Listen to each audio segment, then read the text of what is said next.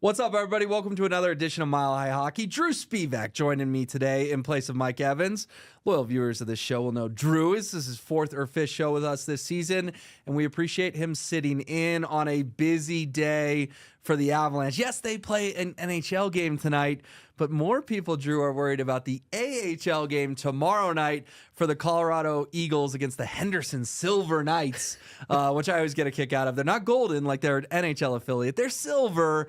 But the big news, obviously, Gabe Landeskog could potentially play in that game. Let's just start, Drew. How electric will the arena up in Loveland be if 92 is indeed out there for the first time in nearly 3 years? So I think anybody that's familiar with the Colorado Eagles and what they do up in Loveland knows that that is a sold-out arena all the time anyway. It's sold out. It's packed. It's a rowdy atmosphere. I think if 92 is in the lineup as we expect on Friday night, that place is going to be like when they say blow the roof off a building, it's going to be like that for 3 periods on Friday night. It's going to be incredible to see what that atmosphere is going to be like with 92 in the building, and it's kind of a cool, like, unique story because even like some of the hardcore hockey fans don't really pay as much attention to the AHL as maybe they should, unless there's a prospect that you're really like looking forward to watching or whatnot. But this is going to be something where the entire city and the entire Avalanche fan base is invested in what's going on Friday night with Gabe Landeskog. It's a really cool story. Just hopefully this is another step in the progression of seeing number 92 once we get to next weekend for the playoffs. Yeah, for sure. And I think rehab games are probably a good idea. We'll get into that in a second, maybe some of the negatives, but just look at the ticket prices. I mean, they're insane. There is a ticket for over $1,000 on the Eagles official website. Most of the tickets to even get in the door are $300-400. Plenty of good seats for $500-600. I mean, these are Stanley Cup playoff prices to see Gabe Landeskog's return. And the Eagles have great fans, as you outlined, but you got to imagine a lot of Avalanche fans, too, are making the trek up from Denver and willing to pay these outrageous prices. And it just shows you how beloved Gabe Landeskog is. It's incredible to think that people are going to pay $1,000 to go watch a regular season AHL game.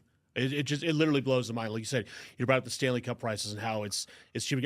I remember going to Tampa Bay for Game 4 for the Stanley Cup Final. I think I paid like $400 to get it for a Stanley Cup Final game. That's the Nazem Kadri game. Is the puck in the net? Is it not? Yeah. That was it. But it's really cool to see how much Avalanche fans care about this thing. But I ask you this: like, would you?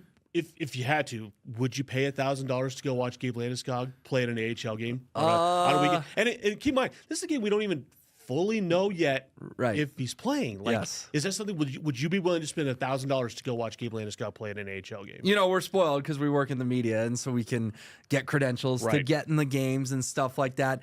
To answer your question, me personally, probably not. But I also don't blame Avs fans because this is the guy who. Yes, Nathan McKinnon and Cale Makar are the best players, but Drew, I was at opening night, and we saw it on the docuseries where Gabe got choked up when he got called out. That was the loudest ovation. That was the loudest ovation of the evening, was a guy wearing a suit. 92 Gabe Landeskog. They have other players that are better, and I'm not saying fans don't love McKinnon and Makar, but Gabe Landeskog is the most beloved guy, and I think this proves this. And I also think there's a human element to this, too, of like, people want to be able to say they were at the game where he did what a lot of people said would never, ever happen, and that is playing a professional hockey game after multiple knee surgeries, including a cartilage replacement surgery in May of 2023. And you know what? I'm one of them. I'm one of them that said all along that I never thought he was going to step foot on NHL ice again. And listen, maybe things don't go the way we hope they're going to go, and maybe he doesn't. But just the fact that he has made it this far in this whole thing, it's just, I don't know any hockey fan or Avalanche fan or anybody that's not rooting for this to have the happy storybook ending that I think and hope we're all going to get. Yeah, I do too, and we'll see. Again, they play 2 home games, Friday, Saturday. Maybe he plays in one. Obviously, if he somehow plays in both and feels good, then he's definitely good to go for the NHL playoffs. But the other side of this is there are some nerves, and I've seen it from Avs fans and media members of like, hey, the AHL, yeah, they got a lot of good players up there, but you also have some guys who are never going to make the league. They know they're never going to make the league. And, you know, there can be some goonage, some stuff going on up there. Mike and I hit on this a little bit on Tuesday, but as we get closer, I think it bears having the conversation again of like, does the reward outweigh the risk? I think probably yes, because you have to see it. But also, I am going to be holding my breath that no one on the Henderson Silver Knights does anything stupid with Gabe Landeskog out there. There is an element to that for sure. And like, if you do pay attention to the AHL, there are, you see a lot more fights. You see kind of some old school hockey in the AHL, not that you see in the NHL anymore.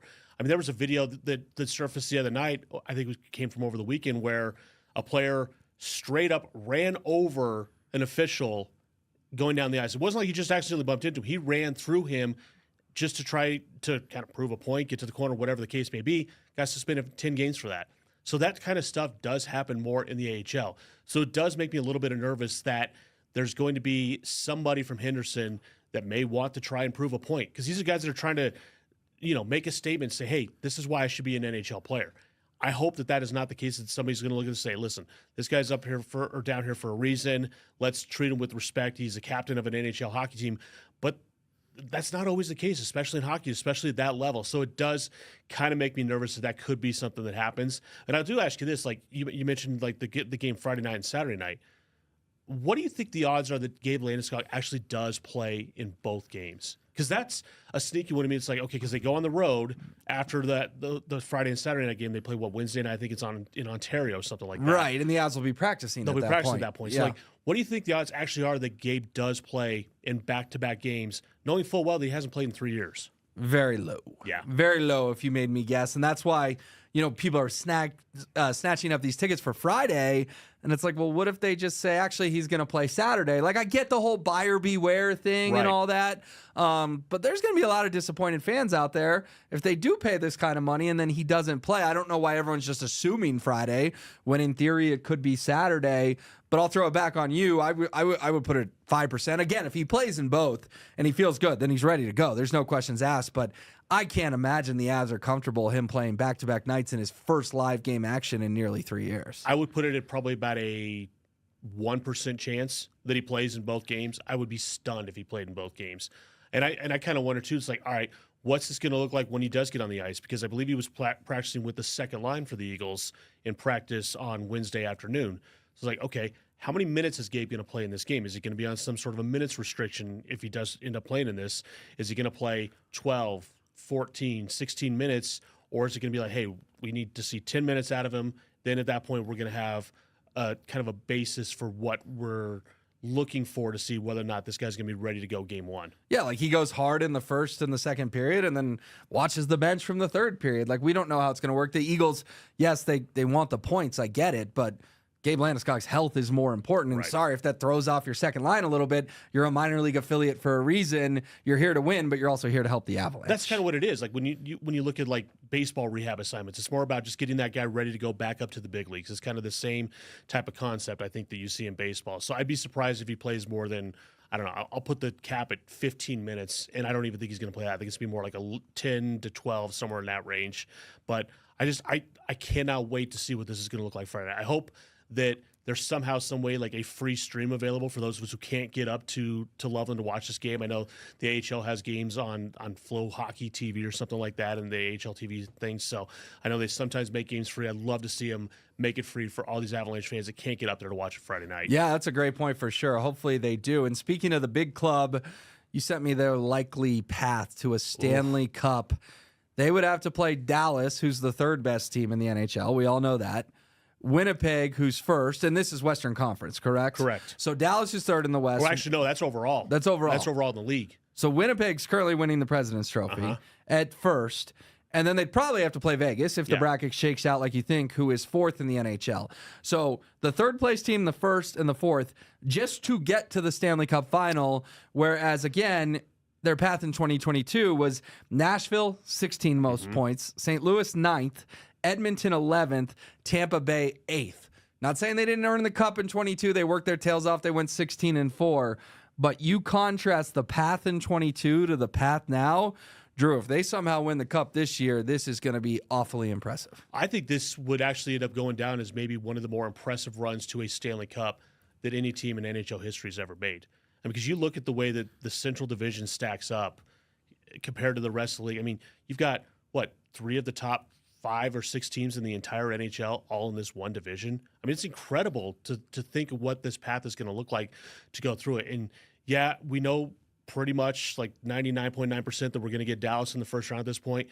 But we don't fully know about Winnipeg yet. We'll wait and see like what Winnipeg is going to show up in the playoffs. Is it the one that dominated the regular season the last 2 years, or is it going to be the Winnipeg that kind of crumbled in the postseason last year? Connor Hellebuck wasn't his same self.